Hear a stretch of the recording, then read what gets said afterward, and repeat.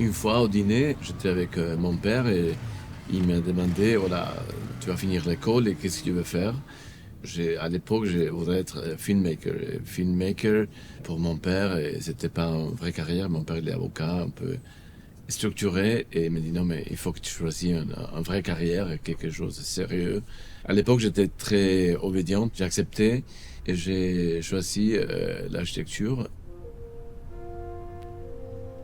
Je me rappelle une chose que je me rappelle, en face de mon école,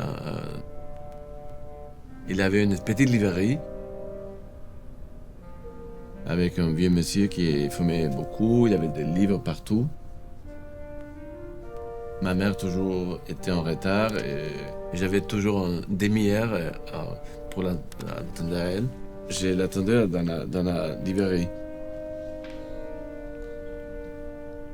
Et je me rappelle une fois que j'ai découvert ce bouquin, c'était de quelqu'un, un photographe que je ne connaissais pas. Voilà, j'ouvre le bouquin et je vois une mamie, une vieille dame, avec une sexe d'homme dans son bras. Et c'était Louise Bourgeois et dans une photo de Mapplethorpe. Et j'étais fasciné avec cette mamie, non? Il était très naughty, non? Et je me rappelle que j'ai passé des heures là et ça c'était peut-être un premier rapport à l'art. Donc, une bibliothèque, c'est une façon de montrer, voilà, où ce qu'on est. C'est un peu là que je veux me distinguer peut-être des interior designers.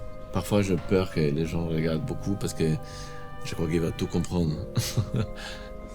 Pour moi, ce qui est important, c'est voilà, une bibliothèque, c'est un peu un cerveau de quelqu'un, non? Tu t'exposes. J'ai moins peur d'être à poil que de montrer ma bibliothèque parfois.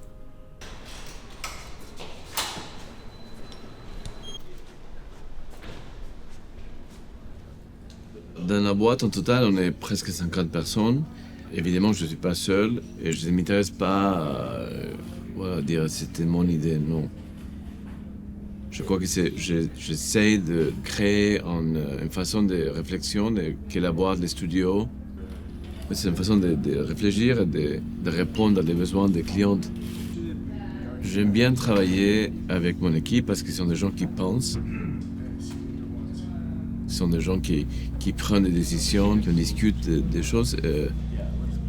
Voilà, j'aime pas travailler avec des gens qui me demandent qu'est-ce que je veux. Ça m'intéresse pas de travailler avec des gens qui attendent des réponses de moi tout le temps.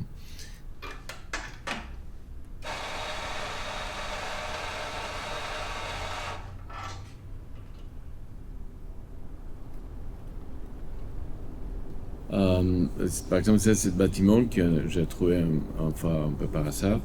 J'étais attiré pour la géométrie, la répétition. J'adore toujours la répétition des choses. Et cet élément, ce polyèdre se répète plusieurs fois.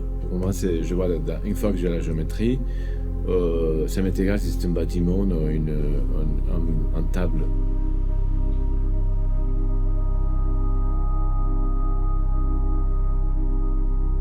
C'est le même principe, non? De la base des bâtiments, le développement des bâtiments et des crowns.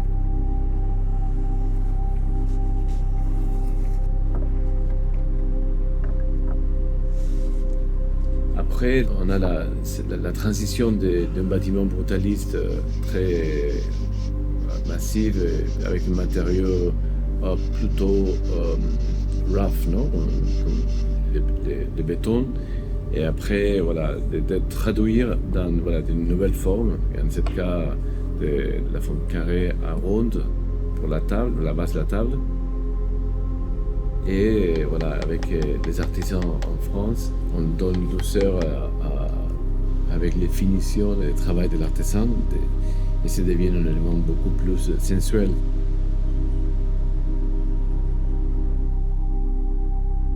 C'est qu'il y a une pièce que tu veux la toucher. Et voilà, et ça, comme tu peux voir, c'est converti après dans une table. J'aime toujours changer, j'aime pas des formules. Et j'essaye toujours qu'un projet, ça ne ressemble pas à l'autre. J'aime bien de mettre en valeur l'ADN de l'endroit, de la ville et même des clients.